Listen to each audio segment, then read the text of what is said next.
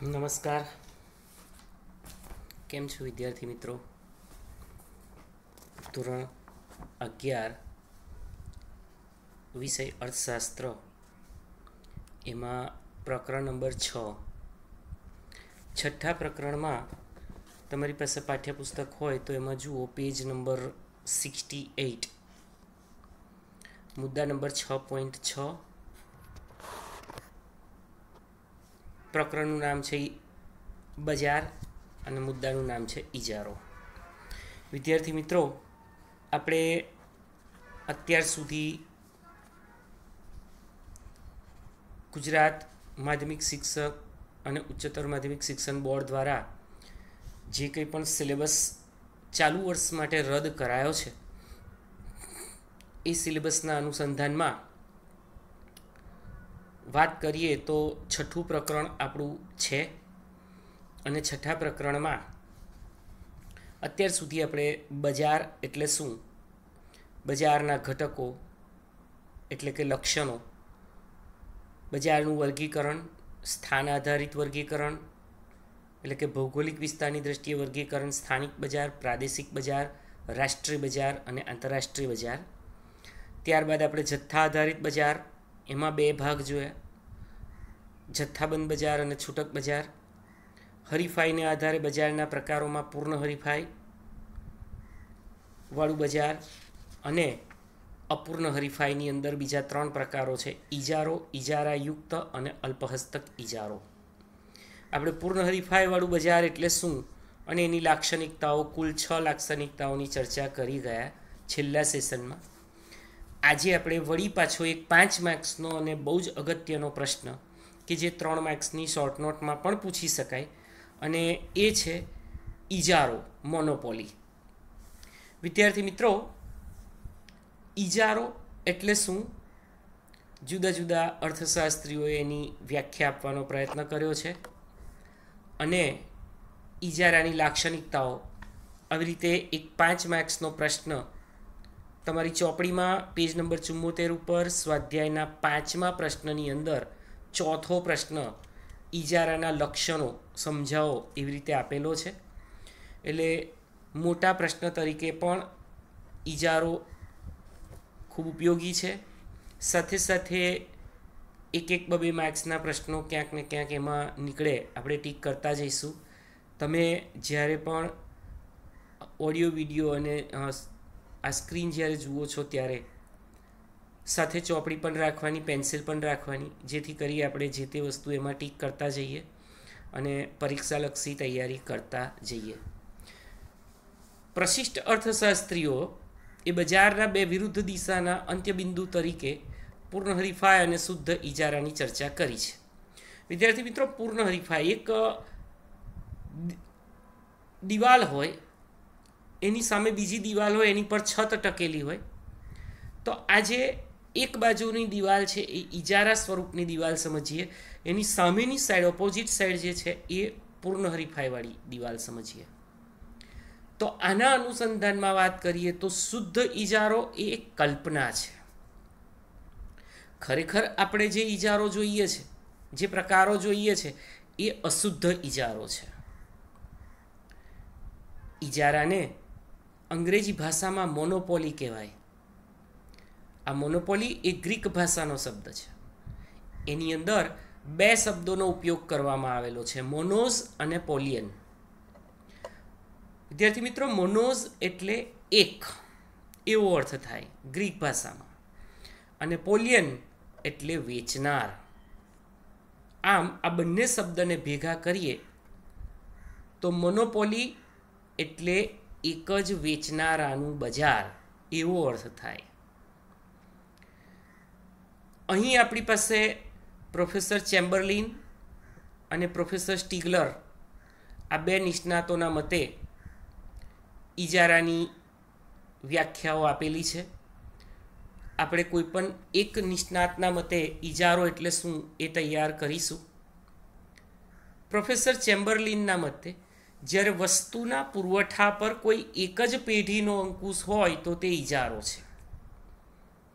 વિદ્યાર્થી મિત્રો સમજો, બજારમાં કોઈ એક જરૂરિયાત સંતોષતી વસ્તુનો વેચનાર એક જ હોય, એક જ ઉત્પાદક હોય, એક જ પુરવઠો પૂરો પાડનારો હોય અને એ જ પેઢી એન્ટાયર પુરવઠા, સમગ્ર પુરવઠા પર પોતાનો અંકુશ નિયંત્રણ રાખતું હોય તો તે ઇજારો છે. પ્રોફેસર સ્ટીગલરે પણ કહ્યું છે, વસ્તુનો એક જ વેચનાર એટલે ઇજારદાર. આપણે એની લાક્ષણિકતાઓમાં પણ જોઈશું. હા, એની સામેની સાઈડે જોઈએ તો ખરીદનારાઓ અસંખ્ય છે, પણ વેચનાર એક જ છે. આના અનુસંધાનમાં આપણે ઇજારાના લક્ષણોની વાત કરીએ, કેરેક્ટરિસ્ટિક્સ ઓફ મોનોપોલી. તો પહેલું લક્ષણ, એક જ ઉત્પાદક કે વેચનાર અને અસંખ્ય ખરીદનાર. યાદ કરો વિદ્યાર્થી મિત્રો, પૂર્ણ હરીફાઈવાળા બજારની અંદર પહેલું જ જે લક્ષણ હતું એમાં અસંખ્ય વેચનારા અને અસંખ્ય ખરીદનારા એવું હતું. એનાથી બિલકુલ ઓપોઝિટ, એક જ ઉત્પાદક કે વેચનાર અને અસંખ્ય ખરીદનાર. ઇજારાવાળા બજારમાં વસ્તુનો ઉત્પાદક કે વેચનાર એક જ હોય છે. જે બજારમાં વસ્તુના પુરવઠા ઉપર સંપૂર્ણ કાબુ કે નિયંત્રણ ધરાવે છે તેને ઇજારદાર કહેવામાં આવે છે. આ બજારમાં વસ્તુનો ઉત્પાદક કે વેચનાર એક જ હોવાથી હરીફાઈનું તત્વ જોવા મળતું નથી. આવા બજારમાં હરીફાઈ બિલકુલ ના હોય અને માટે જ ઉત્પાદક કે વેચનાર એક જ હોવાથી વસ્તુની કિંમત ઉપર સંપૂર્ણ કાબુ ધરાવે છે. આમ આ પ્રકારના બજારમાં ઉત્પાદક કે વેચનાર વસ્તુની કિંમત ઉપર કોઈ અસર કરી શકતો હોવાથી તે કિંમત નક્કી કરનારો કહેવાય, પ્રાઇસ મેકર. આપણે ગઈકાલે જોયું હતું કે વેચનારાઓ જે છે એ પ્રાઇસ ટેકર હતા પૂર્ણ હરીફાઈવાળા બજારમાં, અને ઇજારાવાળા બજારમાં દે આર પ્રાઇસ મેકર. જ્યારે ખરીદનારાઓ અસંખ્ય છે એટલે બજારમાં એક ખરીદનારનું અસ્તિત્વ ખૂબ જ નાનું હોય છે. અને અહીંયા ઓપોઝિટ છે, વેચનાર વચ્ચે હરીફાઈ નથી પણ ખરીદનારાઓ વચ્ચે હરીફાઈ છે. આમ ખરીદનારાઓ વસ્તુની કિંમત ઉપર અસર પાડી શકતા નથી, કારણ કે તમે નહીં ખરીદો તો બીજો કસ્ટમર, ત્રીજો કસ્ટમર, ચોથો કસ્ટમર, અસંખ્ય કસ્ટમર છે, અસંખ્ય ખરીદનારાઓ છે. એટલે અહીં ખરીદનારાઓ વસ્તુની કિંમત ઉપર અસર નથી પાડી શકતા. વિદ્યાર્થી મિત્રો, એનું અગત્યનું લક્ષણ છે એક જ ઉત્પાદક કે વેચનાર અને અસંખ્ય ખરીદનારાઓ. ઇજારાનું બીજું લક્ષણ છે નજીકની અવેજી વસ્તુનો અભાવ. શુદ્ધ ઇજારાની લાક્ષણિકતા પ્રમાણે ઇજારદાર જે વસ્તુનું ઉત્પાદન કે વેચાણ કરે છે તેની કોઈ પણ પ્રકારની અવેજી, અવેજી એટલે સમાનતા. તમે એક વસ્તુ ઉપયોગમાં લો તો એની સામે બીજી વસ્તુ પછી તમે એને અવેજમાં કાઢો, એને અવેજી કહેવાય. તો એવી બજારમાં વસ્તુ ઉપલબ્ધ નથી હોતી. પણ વાસ્તવમાં શુદ્ધ ઇજારો માત્ર કલ્પના છે. આપણે ઉપર જોઈ ગયા ઇજારાના ઇન્ટ્રોડક્શનમાં કે શુદ્ધ ઇજારો માત્ર કાલ્પનિક બાબત છે, એનું અસ્તિત્વ હોતું નથી. અને વ્યવહારમાં અશુદ્ધ ઇજારો જોવા મળે છે, જેની અંદર નજીકની અવેજી વસ્તુનો અભાવ હોય છે. એટલે કે દૂરની અવેજી વસ્તુઓ હોવાની શક્યતાઓ વધી જાય છે. ઉદાહરણ તરીકે રેલવેની કોઈ એક ચોક્કસ સમય અને તારીખે આરક્ષિત ટિકિટ એટલે કે રિઝર્વેશન ઉપલબ્ધ ન હોય તો તેની નજીકની અવેજી બીજી કોઈ રેલવે કંપનીમાં ટિકિટ નથી મળતી. આપણે જાણીએ છીએ ભારતીય રેલવે એકમાત્ર રેલવેની સેવા આપનાર છે. ભારતીય રેલવેના પાટાની બાજુમાં ટાટા કંપનીએ પાટા નથી નાખ્યા. એટલે ટાટાના પાટા ન હોવાને કારણે, રિલાયન્સના પાટા ન હોવાને કારણે આપણે ફક્ત ભારતીય રેલવે જે કેન્દ્ર સરકારની માલિકીનું એકમ છે એનો ઉપયોગ કરીએ છીએ. કારણ કે ભારતીય રેલવે સિવાય બીજી કોઈ પણ ખાનગી રેલવે કંપનીનું અસ્તિત્વ નથી. જ્યારે તે ચોક્કસ સમય અને તારીખે મુસાફરી કરવી ફરજિયાત હોય, હા, તો તમે દૂરની અવેજી લઈ શકો. દૂરની અવેજી કઈ કઈ હોઈ શકે? વિમાની સેવા, વાહન વ્યવહાર સેવા, રોડ ટ્રાન્સપોર્ટ, પગપાળા, આ બધા દૂરના અવેજી છે. પણ રેલવેની નજીકની અવેજી તો માર્કેટમાં છે જ નહીં. એટલે યાદ રાખજો, નજીકની અવેજી વસ્તુનો અભાવ એ એનું બીજું લક્ષણ છે.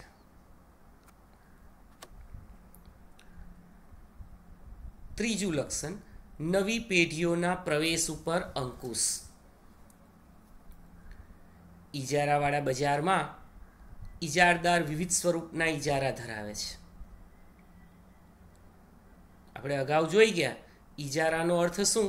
એક જ ઉત્પાદક કે વેચનારનું અસ્તિત્વ. આ બજારમાં ઇજારો તોડવો શક્ય હોય છે. તેમ છતાં તે સરળ પ્રક્રિયા ન હોવાને કારણે ઇજારદાર પોતાનો ઇજારો લાંબા સમય સુધી ટકાવી રાખે છે.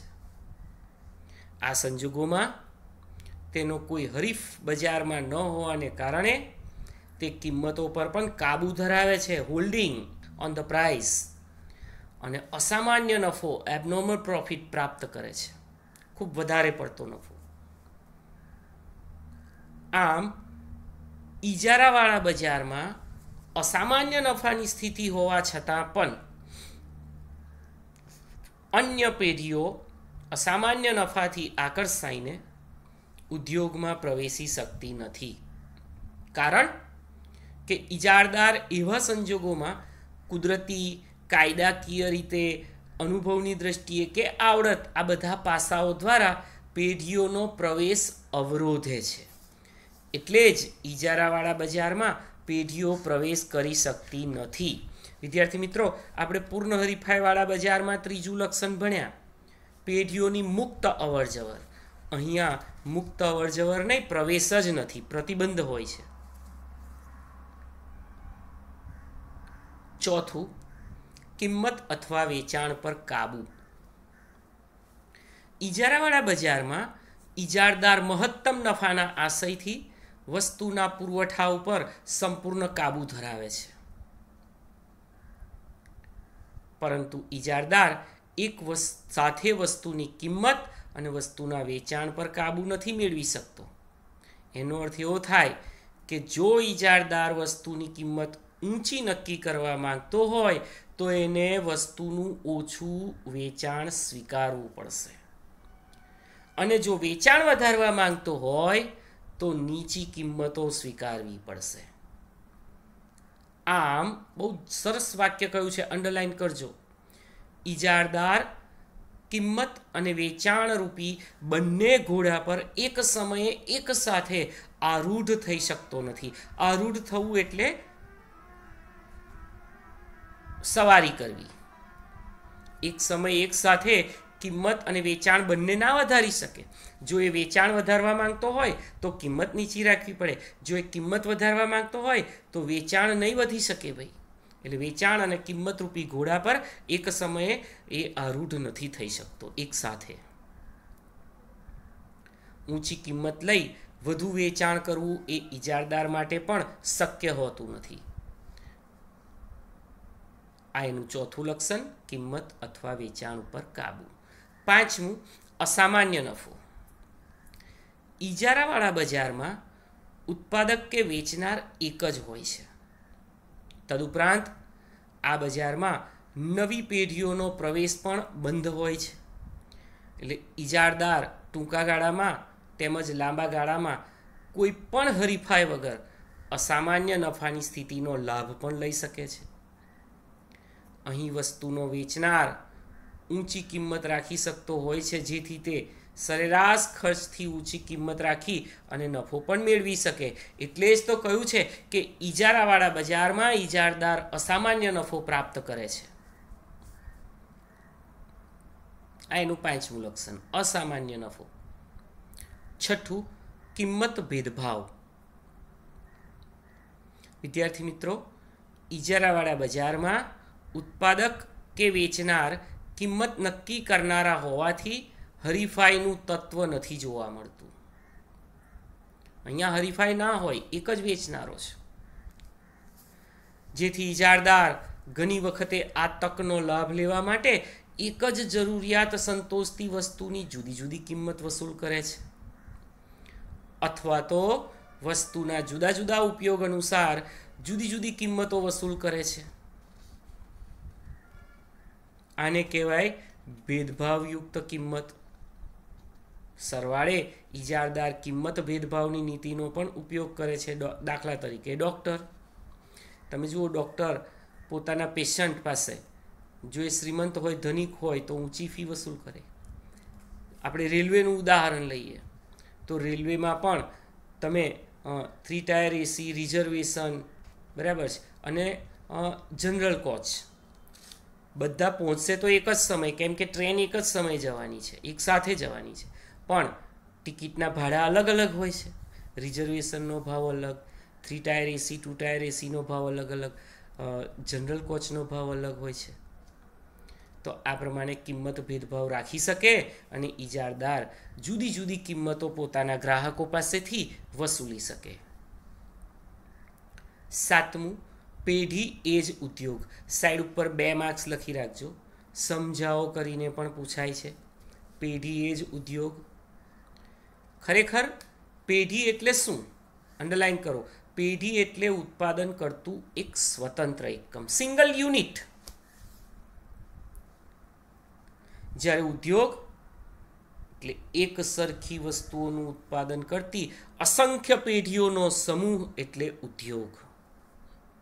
પરંતુ ઇજારાવાળા બજારમાં ઉત્પાદક કે વેચનાર એક જ હોવાથી તે વાસ્તવમાં પેઢી જ કહેવાય. દાખલા તરીકે ભારતીય રેલવે તો એ પેઢી જ ગણાય. અને આવા ઉદ્યોગોમાં પેઢીઓનો સમૂહ પણ આ એક પેઢીથી જ થાય. માટે કહી શકાય કે ઇજારાવાળા બજારમાં પેઢી એ જ ઉદ્યોગ છે. તમને પરીક્ષામાં એવી રીતે પૂછાય, સમજાવો પેઢી એ જ ઉદ્યોગ, સી વિભાગ 2 માર્ક્સમાં, તો આપણે આ બાબત ત્યાં ખાસ લખવાની. પેઢી એ જ ઉદ્યોગ. વિદ્યાર્થી મિત્રો, ઇજારો એટલે શું? જ્યારે વસ્તુના પુરવઠા પર કોઈ એક પેઢીનો અંકુશ હોય તો તે ઇજારો છે. આ વ્યાખ્યા પ્રોફેસર ચેમ્બરલિનના મતે. ત્યારબાદ ઇજારાના લક્ષણો, એના ટાઇટલ ખાસ મોઢે કરી દેજો, પ્રશ્ન અગત્યનો છે, પરીક્ષાલક્ષી છે. એક જ ઉત્પાદક કે વેચનાર અને અસંખ્ય ખરીદનાર, નજીકની અવેજી વસ્તુનો અભાવ, નવી પેઢીઓના પ્રવેશ ઉપર અંકુશ. 4થું, કિંમત અથવા વેચાણ પર કાબૂ. 5મું, અસામાન્ય નફો. 6થું, કિંમત ભેદભાવ. અને છેલ્લું લક્ષણ, પેઢી એ જ ઉદ્યોગ. તો હોમવર્કમાં તમારે આ એક પ્રશ્નનો ઉત્તર લખવાનો છે. આપણે નેક્સ્ટ સેશનમાં ઇજારાયુક્ત હરીફાઈ અને એના લાક્ષણિકતાઓની વાત કરીશું. ત્યારબાદ અલ્પહસ્તક ઇજારો જોઈશું. એટલે ત્યાર પછી આપણું આ પ્રકરણ પૂરું થશે. Thank you.